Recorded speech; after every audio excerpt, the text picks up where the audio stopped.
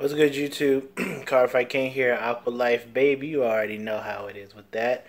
Um, so I've been asked to, I've been asked by a few people that they wanted an updated deck profile on Aquaforce as far as my Thavas deck goes, and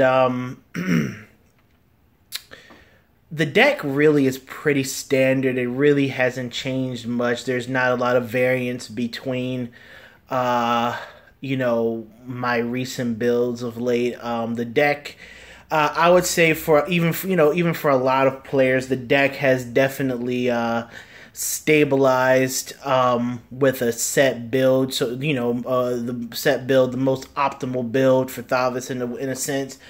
With minor changes, here and there based upon personal preference, things like that. So I'll show you what I'm working with currently right now. I'm just going to kind of speed through it, but I was going to show you what I'm working with currently and just some cards I'm going to be experimenting with based upon there's a Dynasty Cup on the 20th of this month next weekend at my main home store, HQ Games in Ellicott City, Maryland. So right after finals, I got a big tournament to go to. So if I decide to play Thavas there, I want to be ready. So I wanted to test out a few builds that, around the world at some BWCs, despite, it just being, one tournament that they've possibly done well in. Just want to test out some things, maybe test out their builds, test out some things, and see if I can see anything different, see anything in my build that I potentially like to address the meta with. As opposed to what they are, and maybe incorporate some of their ideas. So, it's all part of theory, crafting, and testing. So, I'm going to just show you guys quickly what I'm working with and what I'm going to possibly be just more or less testing out. Here we go. Again, it's not really going to be a deck profile. I'm just going to kind of show you my deck and what's going on, really. Andre, still, Elixir. I love this heal trigger. Malika, the draw is really important. I'm finding that and play testing a bit, playing on Cardfight area and all this other stuff.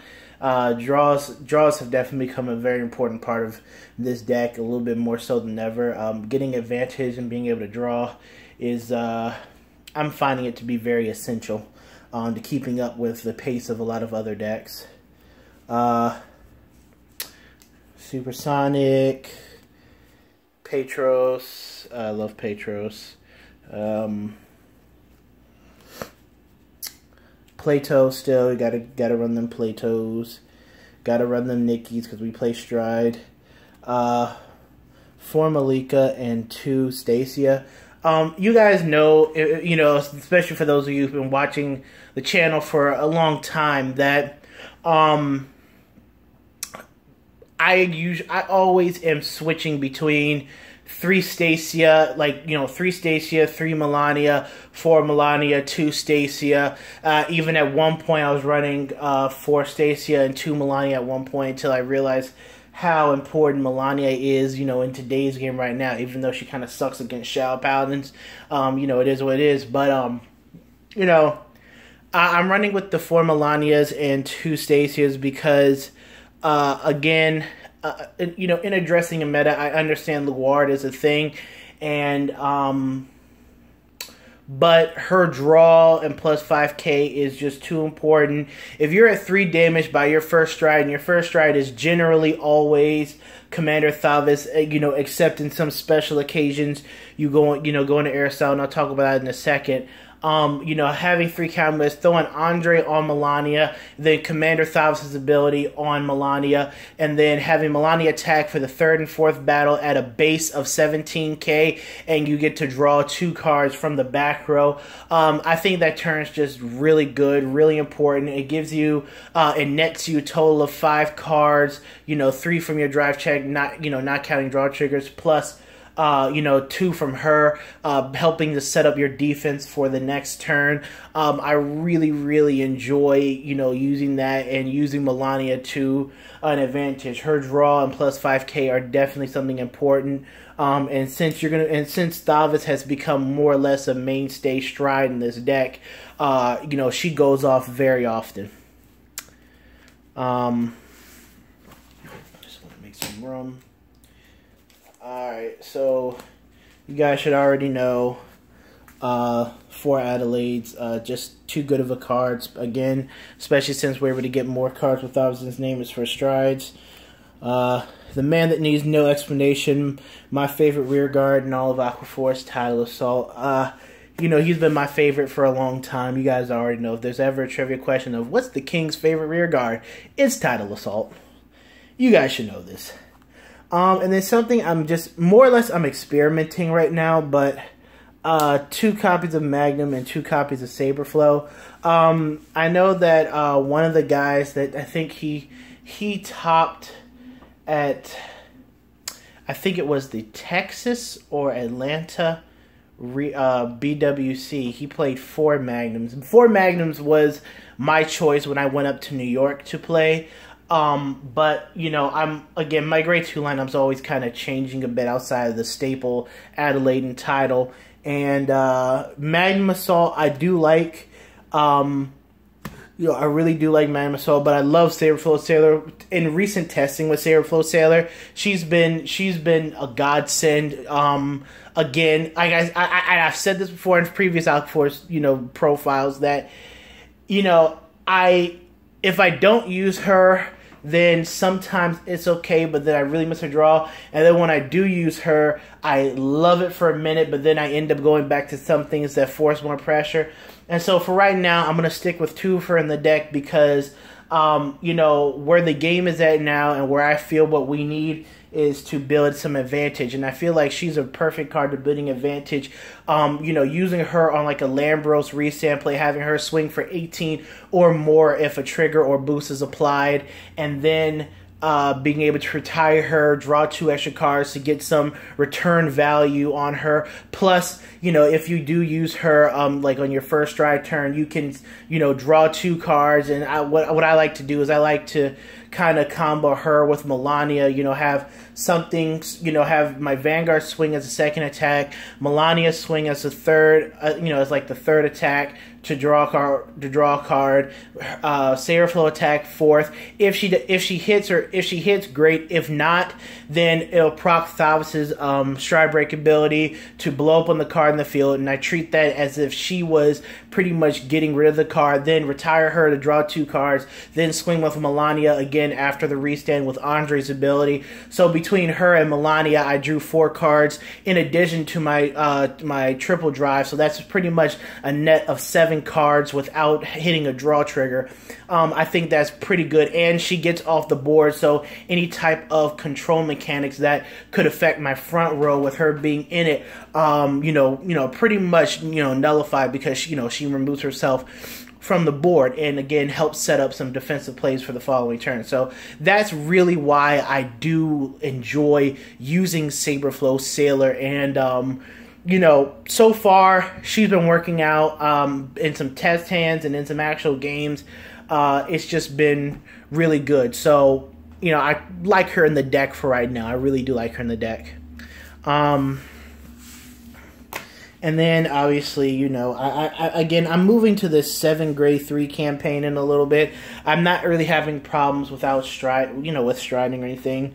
But 3 Skiros and 4 Thavas. And for some reason, I always draw into my Skiroses. And I hate drawing Skiros when I play against Shadow Paladiners. Hate riding him.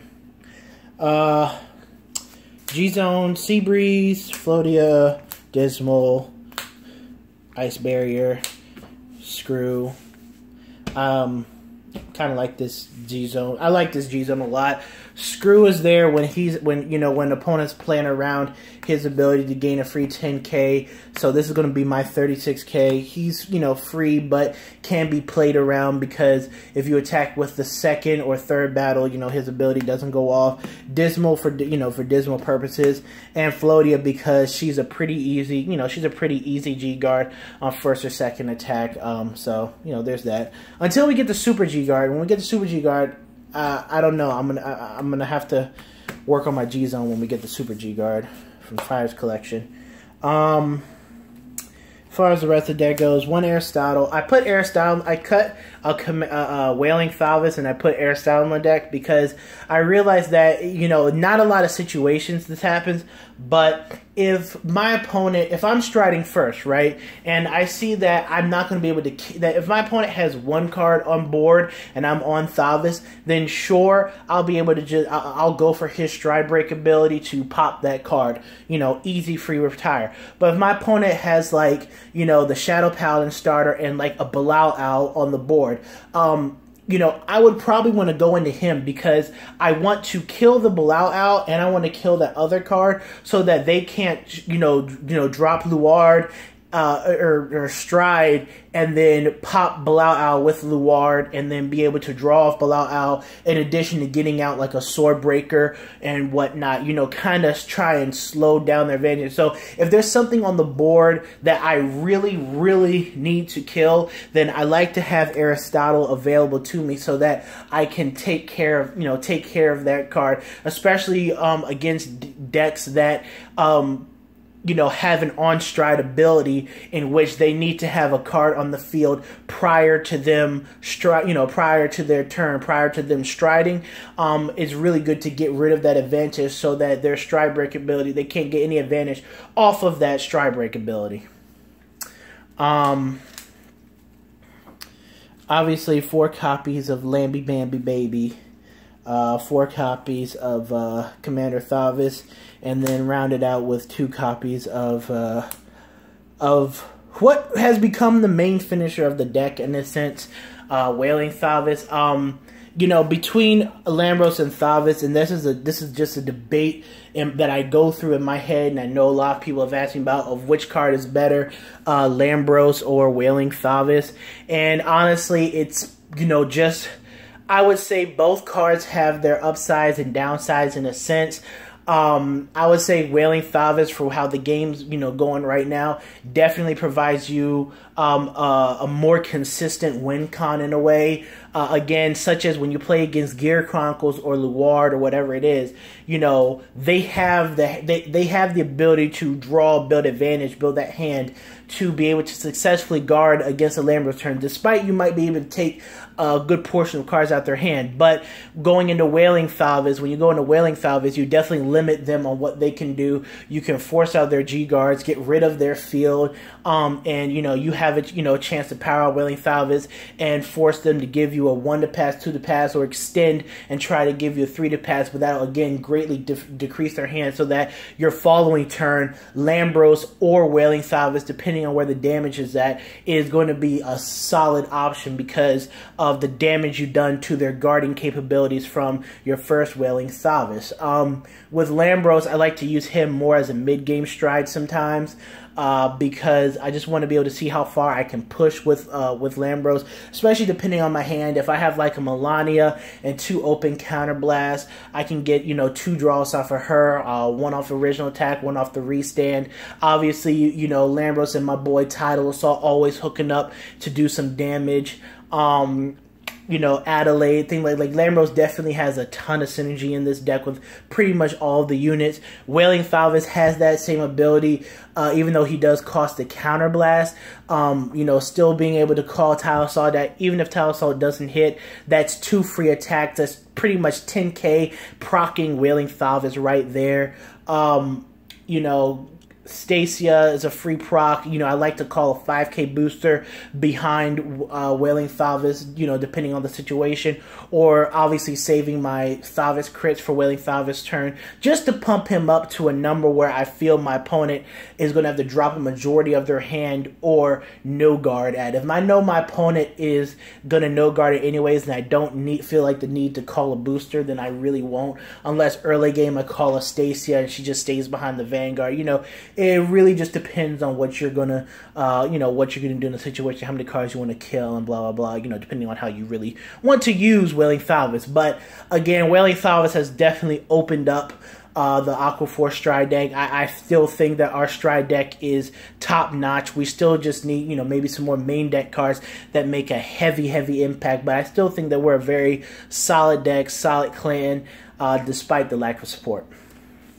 And just to show you guys what I've been working with, I know Kratos is something that people are playing, especially with the rise in Luard and people being scared of being stuck on Skiros with Link Jokers other than Messiahs and being, you know, not too popular. Kratos is okay, but I think he might be a little bit too counterblast heavy in a sense. Again, this is just a card that I'm just going to be testing. He's pretty good on the Wailing Thavas turn, but you know, again, it is what it is with him. And then I'm going to be revisiting Mitros. I see a lot of players, you know, using Mitros to get to that Thavas. You know, comboing that with the Wailing Thavas turn, or not Wailing Thavas, with the Commander Thavas turn or whatnot. A lot of players I know prefer Mitros over Andre. I've been a big Andre fan over Mitros, but again, it never hurts to revisit these cards and try and see something different. So, yeah, and that's really what I'm going to be working with. I feel like the build is solid overall, other than some, you know, preferential changes that happen in the Grade 2 as far as, like, the slots that Magnum and Saberflow take up. Other than that, you know, it is what it is. So I hope you guys enjoyed the video. Again, this was just more or less an overview, me talking about some things that with the deck and how I see it now. And yeah, Cardfight King, I'm out. Peace. Dynasty Cup, May 20th, HQ Games, Ellicott City, Maryland. I posted the event page. I posted the event page on the Cardfight King fan page on Facebook, so go check that out. And I'll see y'all next video. Peace. AQUA Life, baby.